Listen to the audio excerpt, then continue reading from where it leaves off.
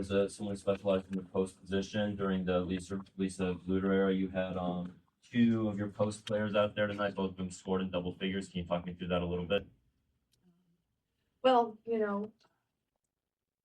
first off, I'm really proud of both of them. But I thought Addie O'Grady, she's got a really difficult job from the outside, right? She started, she didn't, we're here, we're there, and she just stayed really ready.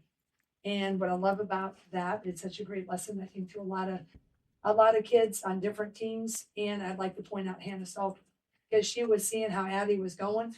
That top and in look, that's my favorite. I prefer not as much with this particular team to enter it from the wing.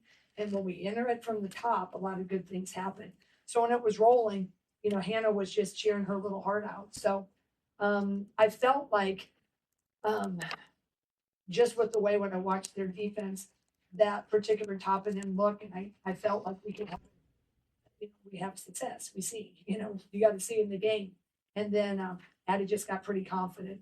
And then when Addie would kind of float to that elbow, some ball screen action, they were icing. Addie's pretty good out there. So really, really happy for both of them, but really happy for how selfless they both are.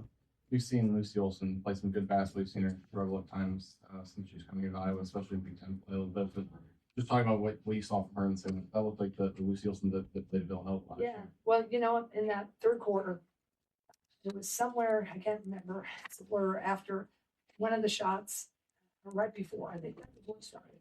I went up to her and I just said it and looked at her and said, "You got to know how much I believe it." I said, "It's go time." Just because sometimes she's such a great kid. And I think, what's harder to understand from the outside is when you transfer in as a senior and you're a point guard, you're still very new and you're trying to learn it and run it. And there's a lot that happens in your head. And so, she just wants to do so well, and she's felt the pressure too. So I just went up to her and we just had a moment, and I was just trying to free her up. And then she got one to go. And then when she gets one to go, and then some of those little fades and floaters, then they become a little bit more confident on the delivery. So I just am so happy for her too, that she got to play free, and people I think really got to see that started to translate. I do think, coming into, learning a new system and the physicality, game in and game out, we're still working how to adjust to that. Boy, Jen, so many factors today. Caitlin's jersey retirement, top 14 coming to town, just national televised game. How did your team live up to the pressure that came with what today and all? I think I'm just so doggone grateful. Kind of a funny story. On Friday, so Friday's after the game was Sunday, we were talking about, we knew it was happening, but that was the day I kind of talked about how great it was. I really wanted them to embrace it and just be like, how awesome is this moment? And so I talked a lot about the freshmen. I'm like, part of the reason you came, you watched her, and that was part of the excitement of that era. And you'll get a feel of that. I said, it's, top 5 matchup. This is why you came, to have those. And then I looked at the upperclassmen and said, and now you can lead the way, because, when it kind of became Beatlemania with us at the end of that last year, we found the way. I said, but that 40 minutes, that 40 minutes that it's, us versus USC, we will celebrate her afterwards. So got everybody there. What I didn't know is on Friday, they put all those 22 towels up. So we walk in after I just was like 40 minutes of us, and it was like 22. And so I looked at the players and I thought, okay, they all kind of chuckled, right? Because I was trying to set the scene. But I think they understand and they're proud of that. And they just, I think they left it where it was. It was a moment. It was cool. It was going to be after the game. And that's what I tried to do. But yeah, did I, you feel the weight of that? I did. But mostly it was good because I wanted to have Caitlin's day be good top to bottom. And I think they did too. Yeah. If could have scripted today, the whole day, could have gone any better. Was this a perfect day, with that? Aside the second quarter. Yeah. I think, what I told the team after the game. You know what I'm so happy for them about is, you know, they've been staying the course, right? You know, after Maryland all the way up, and they keep coming and they keep, leaning in, and we keep, working. And I was so happy they got this moment because so many, they had it go the other way, right? It's a possession here, it's a possession there. And I really challenged him at halftime, and I said, you know what, not today, not after everything you've been through. I said, there is a moment, and I don't think this defines the season by any means. I think Minnesota played USC, had it to 6, I think, at one point at USC. And the Big Ten's so tough. But what it is such a great lesson, a life lesson of like adversity is hard, but if you keep showing up, it's going to turn. And so that's why I feel really grateful for. And I'm just so happy for him because I just really love coaching him. I just couldn't, as I've said before, I just really couldn't have a better group to start in this particular area. Obviously, this was a huge, even a landmark win of some sorts for you personally for this program. But then there's also the sport at large, which Caitlin kind of defined and brought to a higher level. And your opponent had all the players sit on the bench and watch and absorb it. And even your fans cheered Juju Watkins as opposed to some other fans. Right. What does that mean for the sport, but also for what Iowa represents, that you have a top 4 team that respects the tradition and history? Yeah, I think those of us that have been in women's sports for so long, right? We've been there when people weren't. We've been there when you had some pretty great athletes that weren't generational, but there wasn't as many people watching them. But it's that same thing, the lessons, the work ethic, playing for the joy, for the love of the game. And now we've hit a moment in time where I thought Lisa said it best after the game. It's wise to support women, and it's smart, and it's great, all the things. But I think, all the people in women's basketball now, they really appreciate what Caitlin and company did, and hopefully what we did here at the University of Iowa. And, Caitlin's 101. And so I think, most teams would have wanted to stay to see that respect, but I certainly thought it was cool that Lindsay and her group did. But I just think it is a moment in time for everyone when a goat like Caitlin gets to have one. How do you feel like you did against Juju in terms of your approach coming in and what you wanted to accomplish? I mean, I loved our game plan before the game, and I thought it held true. I mean, she took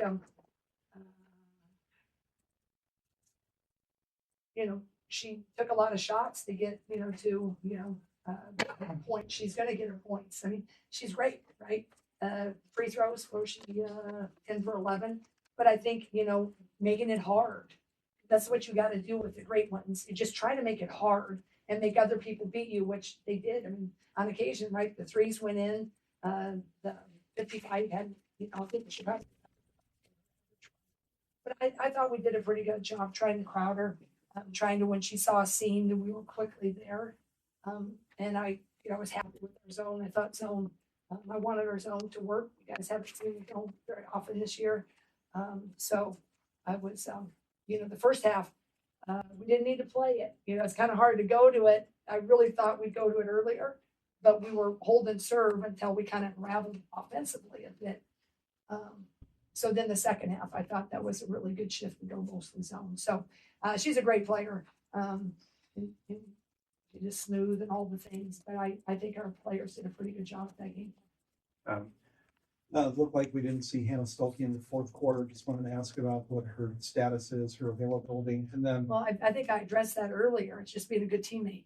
Oh, okay. I mean, Addie came into that fourth, and I was so proud of Addie when we're rolling and going fast. I don't mean that negatively. I'm just saying it's just a teammate, selfless. Because Addie, when it was going in there, I mean, Addie, that top and in look, Addie ended up being 6 for 8.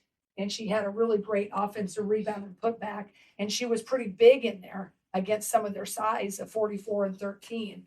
And, Hannah had those 4 fouls. And so we just made that decision to kind of keep going with what, felt.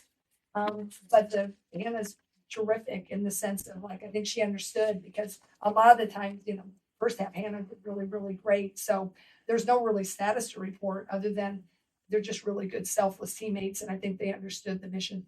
Yeah. Yeah. Press break struggled for a stretch there. Did you make an adjustment, and what did you tell the team? For a bit, and it seemed like I got. It did get better, but we just, that's what the press can do, is that residual. And we've been running it beautiful. And we have two that we like, but we just, all of a sudden, we got hesitant. And then when you get hesitant on your heels against a really great team. So we went in, we were catching a little low. You don't want to catch it low in the corners. You want to catch it higher, and you need to look for the slicer. And my 5 was way too far. But when we have this great crowd, you're trying not to blow every time out. And you think you got it until you ain't got it, right? And so at halftime, we went back, were able to draw it out. And then we went between a zone press breaker and one of our player press breakers. Even though they kept in zone sometimes, it still freed us up to, go to 4-1 or 1-4 back to her. So we just lost our way. We got much more aggressive in the second half with it. But yeah, I wasn't pleased with that. Way too many turnovers, but we just didn't stay strong enough. Nancy. Jeremy said this. He said that this game isn't going to define the season, but when we've lost as much as you guys did, and you've had the changes that you guys did, how much can a game like this help with the belief that you've settled into? Yeah. And I think what I meant by that, certainly I'm thrilled, grateful, thankful. I think I'll sleep a little better tonight, all the things. But what I meant is, like, there are 7 games left in the season, right? And look, we've been one possession in every game I've replayed in my mind thousands of times and learned and all the things, I think we called great timeouts to advance tonight. We maybe hadn't done that as well a couple of games ago. So I think it really will help us with that belief. What positive out of a negative, we still didn't shoot great tonight, right? But we're able to win. If we can shoot it a little better and hold our defense, I think there's a lot of promise for this next 7 games and to hopefully some, love it to be the big tournament, right? But this team, I think you saw how much we counted on Guyton. I think you see what Strimlow can do when she's in, right? And Mulaney got a couple minutes. She's going to be coming. But those minutes that we're getting are going to be so valuable. I hope it'll keep stacking wins. But I think the future, building into next year and the fall. So I would love to think that, but maybe I'm, just a little gun shy. I mean, we still need to handle the press, right? We need to make shots. And I know when we're going to Minnesota, they're going to be coming off 2 losses. We've had some big wins at Minnesota. And a lot of people remember Caitlin Clark in this jersey. And so when we go into an environment, sometimes it's like, whoa, we get an incredible shot. So I think I'm just trying to stay steady, but obviously a top 4 win is huge. I'm incredibly proud of them, and I intend to build on it. But I do know the youth that we have sometimes, and we count on them a lot. And sometimes when you get in those tough stretches, we got a lot of tough road games ahead of us. So I'm being cautiously optimistic. Last one.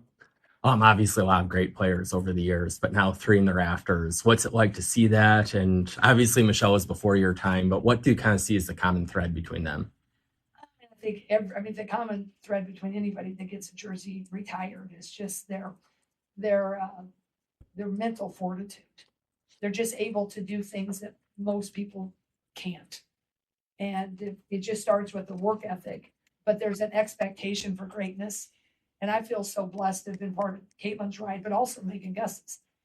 And Michelle Edwards with Vivian Stringer era, they laid the foundation. But the great ones, it's just really cool to be around them, the way they're wired. They're wired just with a confidence that is, it's just uncanny, and it can lift everyone up. And if you get everybody aligned just right, to allow their confidence to buoy everybody else, you can hit it. And that's what really happened. Megan took us to Elite 8, and then Caitlin, of course, with her story. So, I think as a coach, I said, even when I got this job, I just couldn't have had it any better.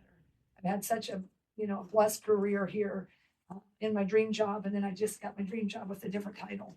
My goal is to hopefully maybe get one more up there someday in this era. But I thought today was it's really a nice, it's a nice moment for them because I know what it looked like from the outside, but we just kept in our team and just like the next day and progress. So today, I think you saw a lot of the things that I've seen in my locker room and on the court. And I'm really happy for them. Thanks, Jan.